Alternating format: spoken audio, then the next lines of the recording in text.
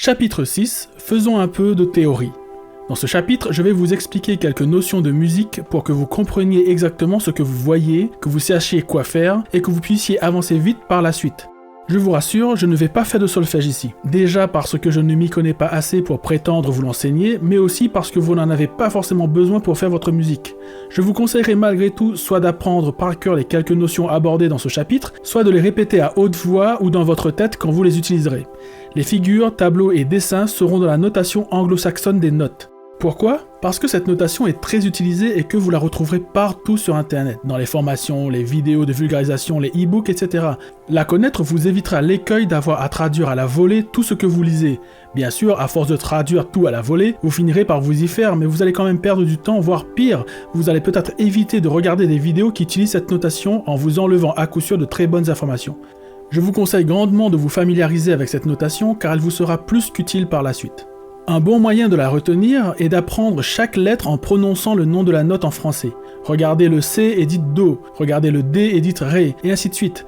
Vous aurez ainsi le meilleur des deux mondes. Faites aussi de petits exercices où vous allez regarder le nom de la note en français et vous la prononcerez en anglais. Par exemple, regardez le mot Ré et dites D, regardez le Fa et dites F, regardez le Sol et dites G. Cela vous aidera à vraiment lier les deux notations ensemble dans votre esprit.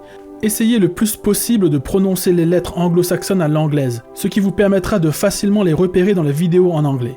C, D, E, F, G, A, B.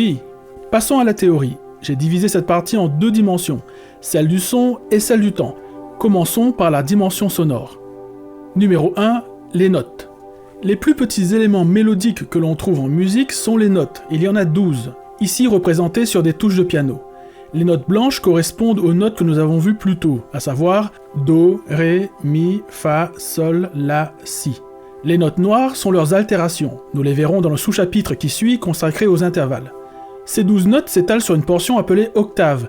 Cette octave se répète plusieurs fois sur le clavier, 7 fois pour un grand piano qui compte 88 notes au total.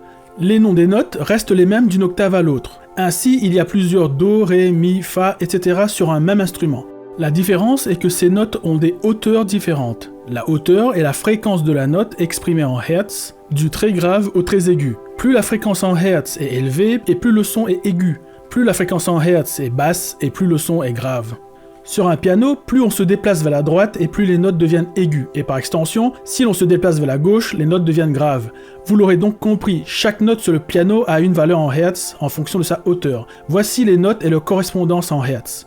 Vous n'aurez pas besoin de ce tableau pour composer, mais il pourrait vous être utile par la suite pour calibrer certains instruments ou effets virtuels. Quand ce sera le cas, j'afficherai de nouveau ce tableau. Sur un piano, les notes sont numérotées en fonction de la position de leur octave de gauche à droite. Le premier Do va s'appeler Do 0, le deuxième Do 1 et ainsi de suite. Et ce pour toutes les notes. Nous avons donc Ré 0, Ré 1, Ré 2, Mi 0, Mi 1, Mi 2, Fa 0, Fa 1, Fa 2 et ainsi de suite sur tout le piano. Vous ne verrez pas forcément cette façon de nommer les notes pour tous les instruments. Alors, pourquoi je vous parle de cette numérotation ? Parce que l'endroit où l'on met les notes dans un logiciel de musique, le fameux DAW, est en fait un piano mais mis à la verticale avec la même numérotation que sur un vrai piano. On l'appelle le piano roll, littéralement rouleau de piano, en gros un piano déroulé. Par exemple, ici dans le logiciel Ableton Live, mais ce sera la même chose dans la grosse majorité des DAW qui existent. Nous avons donc la même disposition des notes et les mêmes numéros que pour un piano. À la différence que sur un piano roll, il y aura un peu plus de notes disponibles que sur un vrai piano.